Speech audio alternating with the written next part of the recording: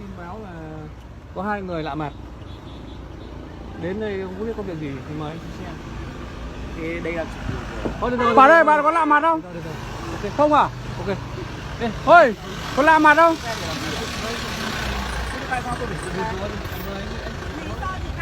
căn cứ gì tôi phải số xa.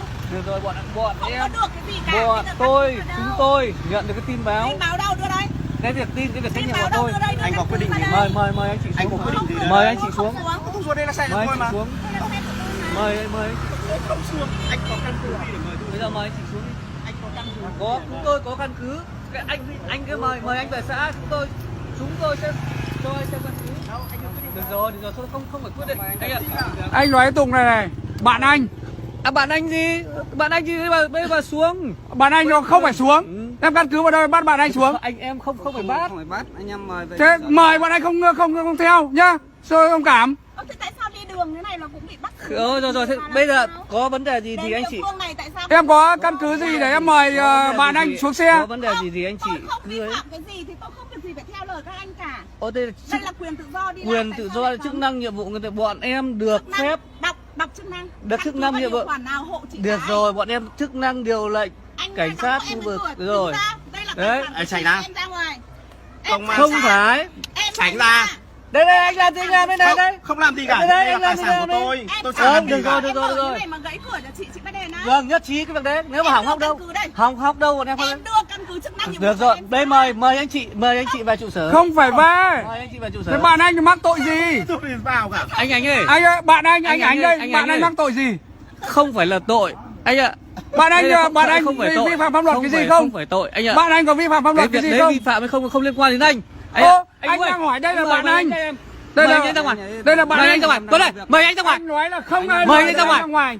Mời anh ra ngoài. Cái này, các em khi quay vào đây Mời anh ra ngoài. thì mới mời anh ra ngoài. Còn Mời đây anh ra ở ngoài đây là không có cột tiêu. Đừng mời anh ra ngoài. Đừng mời anh ra ngoài cái địa phận này. Anh đang đứng ở trên cái đất nước Việt Nam này đấy. Em biết rồi. Em biết rồi. Thì chị chưa, bây giờ nó có nội dung như thế thì bây giờ bọn em cái việc đấy trong bọn em mời chị, cái việc đấy được chưa? Quy định có nội dung ra đây. Nếu tôi phạm luật, tôi phạm luật, tôi làm gì đấy sai về hành chính, làm gì đấy sai về trật tự công cộng, tôi gây rối điều gì có quyết định của ủy ban đưa ra đây, tôi về ủy ban luôn. Còn các anh chả có thẩm quyền gì để mời cả. Anh cứ về xong bọn em về. thông báo đầy đủ. Được quyết định của chủ tịch, được quyết định của chủ tịch xã ra đây. Được quyết định của chủ tịch xã. Được căn cứ ra đây. Có căn cứ nào không? Nào, chị đi lại ở đây, chị phải về cái địa phương này, chị khai cái gì? Thôi được rồi. Không phải thôi, em trả lời chị đi nào. Em sẽ tất cả những cái lời của chị bọn em sẽ được trả lời cho bọn em. Bây giờ mời chị về đây, vâng.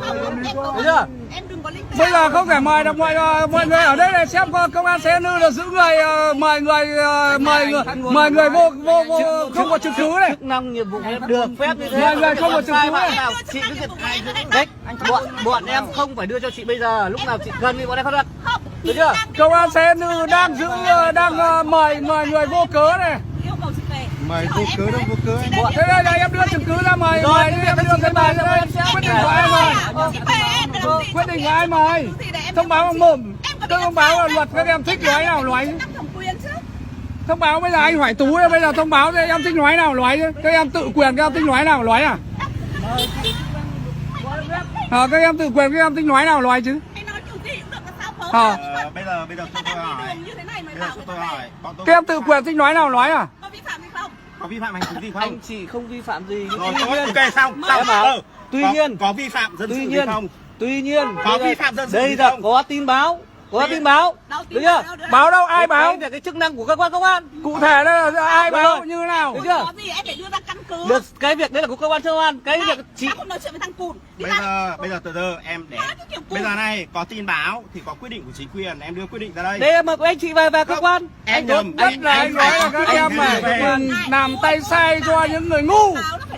Tay sai đâu mà tay sai anh Anh nói thật như thế. Em nói bừa thế mà em nói. Bây giờ cái bạn của anh về đây chơi với bọn anh, thế tại sao bọn em ngăn cản? Đừng nói với em thế. Bạn anh tên là Tuấn, Đúng không? người Hà Nội, gốc Phú Thọ. Tên là Tuấn với tên là gì nữa? Tên là Quyên. chị là Hỏi nữa không? Họ tên đầy đủ 17 tháng 10. Anh nói nữa thôi. Anh phải khai báo với em không? Em có bắt buộc phải khai báo không? Anh bảo Nếu em muốn bắt buộc khai báo ấy, em muốn anh bắt buộc khai báo ấy, em lập biên bản ra đây anh khai báo cho nhá. cái việc đấy bọn em sẽ làm anh không phải lo việc đấy.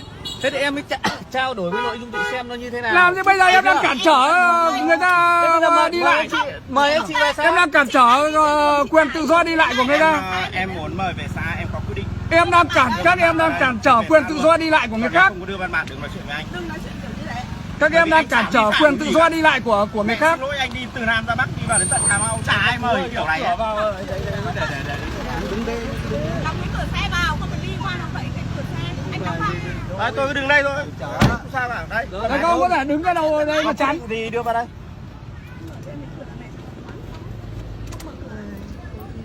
Có cái gì đâu mà các em cứ phải làm trò. À.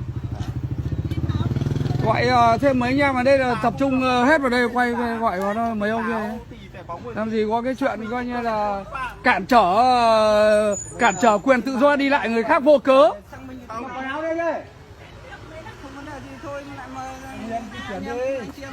Cản trở quyền tự do đi lại của người khác vô cớ.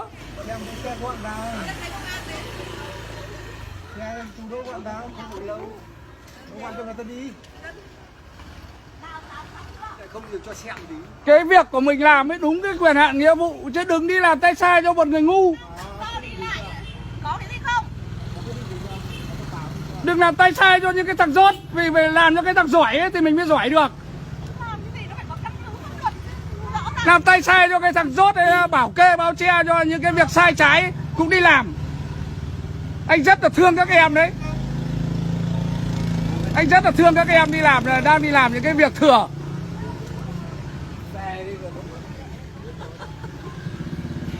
Các em đi làm cái việc buồn cười quá.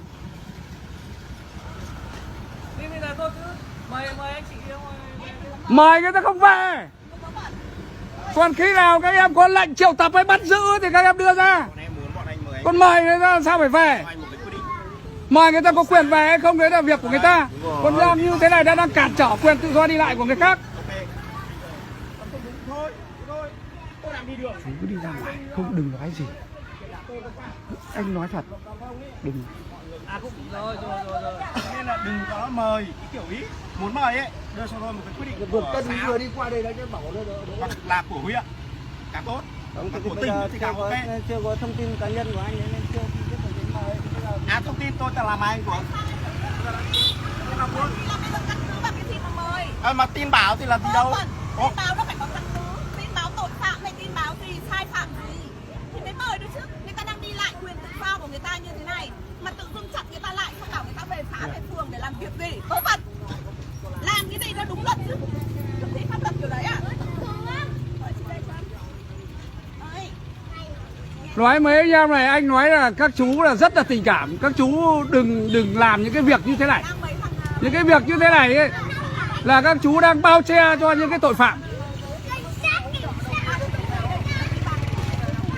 Các chú đang coi như là tiếp tay và bao che cho tội phạm. Bây giờ các chú ấy đi bây giờ cản trở cái quyền tự do đi.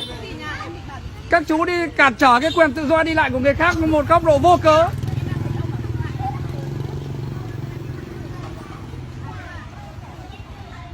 Việc này thì nói chung là công an Anh nói thật nhá, bắt về đấy. đã nói này mai lại mời anh em bạn bè anh về. Các chú làm gì? Mai lại mời về tiếp, các chú làm gì? Con ơi.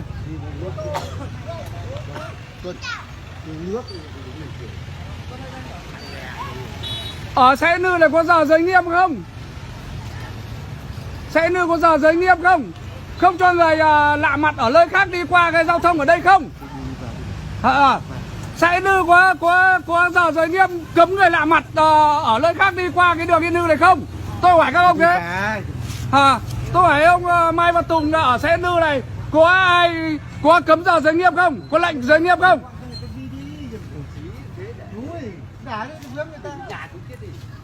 Thế tôi hỏi ông Tú bây giờ ở xã Yên Nư có lệnh giới nghiêm cấm giao thông đi lại người lạ mặt đi ở đường Yên Nư không? Ông Phan Thanh Tuân, Thế các ông bây giờ cản trở cái quyền tự do đi lại người ta. Ở Sài Nư này có cấm cái giờ giới nghiêm người lạ mặt đi ở trên cái đường giao thông Yên Nư không? Nếu mà Sài Nư mà không có cái lệnh giới nghiêm cấm người lạ mặt đi ở giao thông ở trên đường Yên Nư ấy, thì tôi xin lỗi các ông là các ông đừng cản trở bạn của tôi đi lại. Chứ làm gì có cái chuyện lạ đời này. Bạn tôi còn đầy việc phải làm cho tôi. Chứ các ông bây giờ các ông đi làm tay sai cho cái lũ ngu.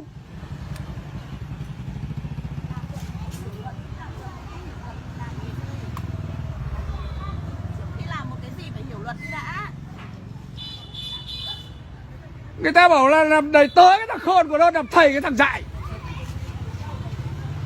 Đây đi làm đầy tớ cái thằng dại mẹ nó khổ mà mình được ăn được học đàng hoàng hơn cả cái bọn nó đang chỉ đạo mình.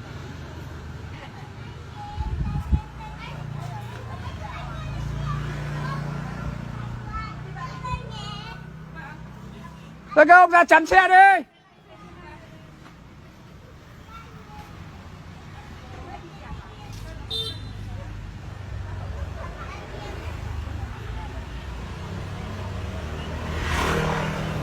Hay em đóng cửa xe vào nhà uống nước. Thôi em bảo này